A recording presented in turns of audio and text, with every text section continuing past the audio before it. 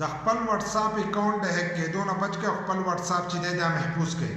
نن سبا زیات کر کسان چې دي هغه تاسو د احساس پروګرام د بېنظیر روپو په نوم باندې دوکه کوي او ستاسو واتس اپ اکاؤنٹ چې دی هغه هک کړي. بیا هغه په دغه واتس اپ باندې چې د نورو خلکو نه روپۍ وایي. نو کله چې هغه نمبر ته ټلیفون کوي هغه کس د چا نه چې روپۍ وایي نو ټلیفون تا ته راځي او واتس اپ باندې چې دی د هغې کس سره رابطه کوي. بل دا که تاسو ته څوک په واتس اپ باندې میسیجونه کوي نو ستاسو میسیجونه چې دي هم هغې کس ته ځي او دغه واتس اپ چې تاسو په خپل موبایل کې کولاوئ نو تاسو ته کوډ هلته کې شو کېږي ځکه چې هغه په هلته کې کوډ لګولی نو هغه کوډ تاسو ته نه معلوم نو ستاسو واتس اپ چې دی دا نه کولاویږي. نو په دې ویډیو کې به د دغې کوډ طریقه زه تاسو ته ښیم چې دا به تاسو په خپل واتس اپ څنګه لګوئ. که اوس یو کس تاسو واتس اپ هیک کوي نو هغه ته به دغه کوډ چې دی دا به شو کېږي یا ستاسو ملګری ستاسو د موبایل نه او ټي پي کوډ وکاږي نو هغه ته بیا دغه د واتس اپ دا کوډ چې دی دا به شو کېږي. نو هغه خالي تاسو ته معلومي او ستاسو ملګري ته به نه معلوم. دغه شان د کوم کس چې ستاسو واتس اپ هیک کوي نو هغه ته به هم دا نه معلوم. نو دا کوډ څنګه لګي دا درته په دې ویډیو کې ښیم خو ویډیو چې دا به زموږ سره تر اخره پورې ګورئ. یو لایک شیر کمنټ چې دی ویډیو له به لازم ورکوئ.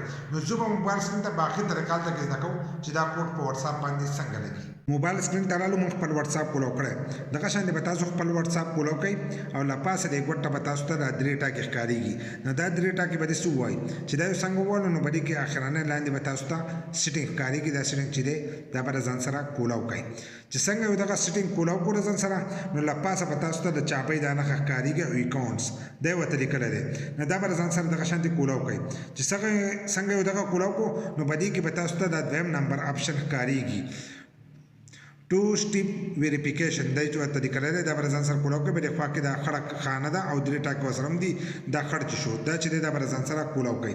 چې څنګه دا کولاو کړو نو په دې کې به لاندې ټرن آن دا شنه پټه غونډه کې دا سپین نکل چې پکې دي دا به د ځان سره دغه شانتې ووایي.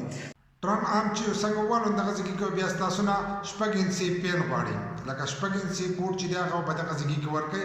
نو هغه کوډ به ورکوئ چې هغه کوډ تاسو ته یاد وي. داسې نه چې تاسو کوډ ورکړئ هغه کوډ بیا ستاسو نه یادي دغه تاسو چې بیا خپل واتس اپ کولاوئ نو ستاسو نه به دغه کوډ غواړي. نو دوه پیرې به دغه شپږ انچي کوډ چې دا به ورکوئ. یو پیر به یې نیکسټ کوئ لاندې به تاسو ته نیکسټ ښکارېږي شنه پټه او سپین نکل به تاسو ته ښکارېږي هغه به ووایي. بیا به ورپسې بیا به ستاسو نه هغه غواړي نو هغه کوډ به ورکوئ. بیا به هغه لاندنی آپشن ووایي نو بیا به ورپسې ستاسو نه ایمیل غواړي.